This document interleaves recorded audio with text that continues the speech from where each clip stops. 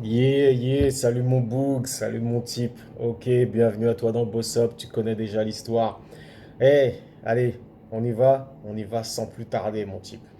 Aujourd'hui, on s'attaque à un sujet qui concerne le hip-hop, et plus exactement la discipline rap et les conséquences que ça peut avoir au niveau de la loi, au niveau de la loi.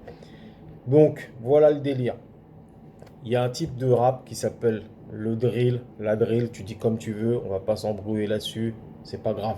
Le drill, c'est un type de rap qui raconte des histoires de rue, que ce soit agression, que ce soit des histoires de vente, que ce soit des histoires d'homicide. La différence, c'est que dans ce type de rap, tu as beaucoup de petits jeunes, et quand je te dis petits jeunes, c'est des petits de 12 piges qui s'y mettent, à partir de 12 piges, même plus tôt, jusqu'à plus haut, hein, bien sûr. Mais il y en a beaucoup qui sont très jeunes, des pré-ados qui sont là-dedans, et souvent qui sont aussi dans la débrouille de la rue, et qui arrivent dans le peura avec le drill pour raconter les histoires qu'ils vivent, qu'ils ont, avec des rivalités entre gangs. Donc ça amène des petits qui tuent d'autres petits. Ça amène des petits qui vont dans les cambriolages, dans les braquages, dans la vente illicite. Bon, bref, voilà les histoires, voilà les histoires. Et ce qu'il faut comprendre, c'est que ces petits, en fait, ils racontent des vrais que trucs. Des vrais que trucs qui vivent vraiment et qui font vraiment. Et c'est là que ça pose problème. Déjà, il faut quand même comprendre pourquoi ces petits sont arrivés là à attendre raconter ces que trucs comme ça. Tu vois ce que je veux dire? Moi, je te le dis franchement, c'est parce que il y a beaucoup de rappeurs qui sont beaucoup plus connus avant, qui ont raconté ce genre d'histoire, mais sans vraiment donner de détails, parce qu'en vérité, c'était juste des mythos, et que ce qu'ils racontaient, c'est pas ce qu'ils vivaient. Il y a des petits, les préados, comme je te dis, qui ont vu ça et qui se sont dit, mais attends, comment ces mecs-là, ils sont en train de faire de l'argent, gagner de la popularité en racontant des histoires comme ça, et nous, on les vit. Tu vois ce que je veux dire? Nous, on les vit. Donc, bah, si c'est ça, rapper, si c'est ça, faire du succès, bah, nous, on va raconter aussi nos histoires de tous les jours, nos gangs rivalités et tout ce qui a, tout ce qui va derrière, tu vois.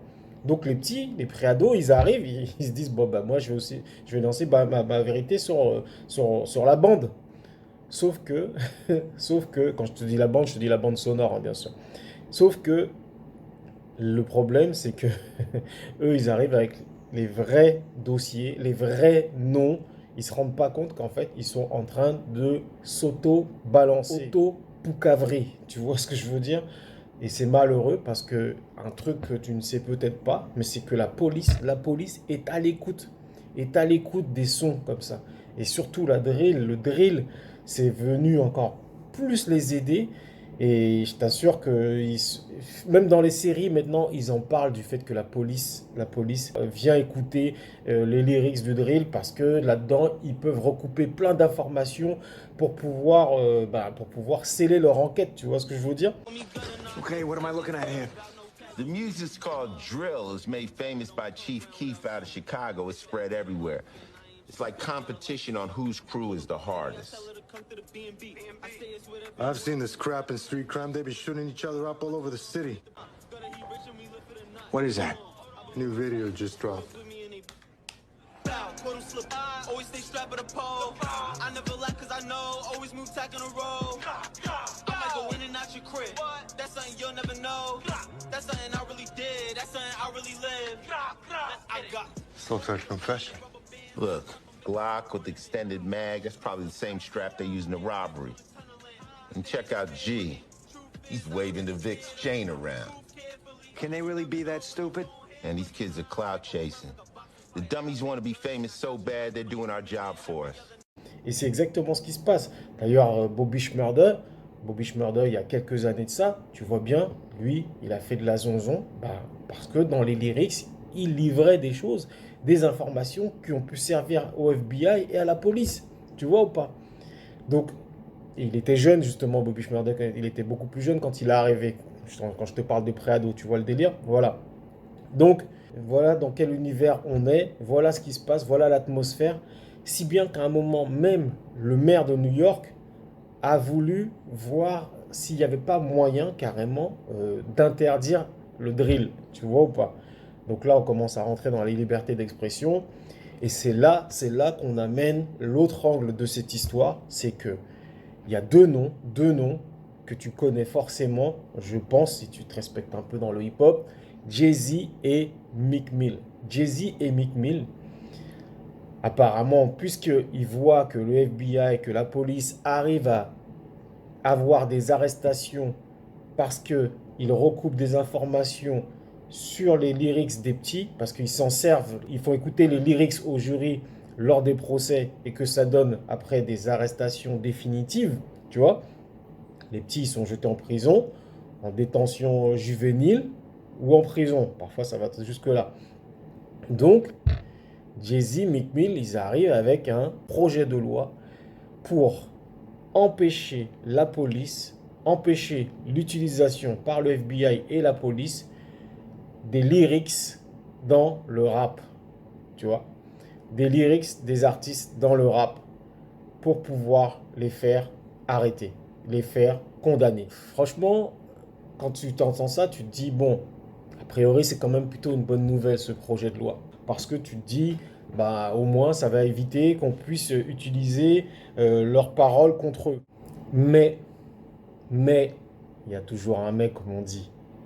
En y réfléchissant bien, hein, mon type, en y réfléchissant bien, est-ce que Jay-Z, Meek Mill, ils sont vraiment en train d'aider les petits en essayant de faire passer un projet de loi qui interdirait, qui empêcherait le FBI et la police d'utiliser leurs lyrics contre eux lors des procès? Est-ce que vraiment ils sont en train de les aider? Si tu regardes les choses sous un autre angle, est-ce que ça ne serait pas plus intéressant, puisque ces mecs-là ils disposent de moyens, apparemment, Jay-Z, Meek Mill réunis, c'est quand même un certain moyen financier et donc une possibilité de faire une campagne où tu sensibiliserais les petits en leur disant « Hey, les gars, voilà ce qui se passe.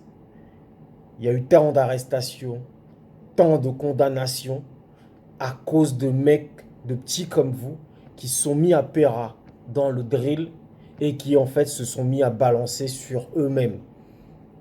Et maintenant, vos potes, ils sont en détention juvénile pour v'là le temps, ou même pour certains, directement en prison adulte.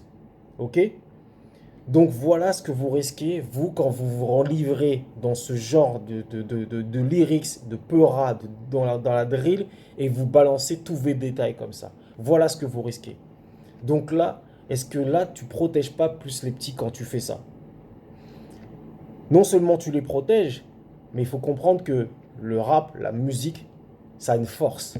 Donc, quand il y a ce genre de sons qui sortent, où les petits ils balancent tous les homicides, où ils crachent sur les morts, qu'ils ont causés, parce qu'il se passe vraiment des queutrues dans le drill, hein, je te jure, hein, où c'est des moments où c'est hardcore, où les mecs ils sont en train de maudire les gens qu'ils ont tués en donnant leur nom, tu vois ce que je veux dire? Ça va très très loin. Ça a une influence, tu vois ce que je veux dire? Parce que là où je veux en venir, c'est que la musique, ça a une influence. Et tu as de plus en plus de petits qui, en écoutant ça,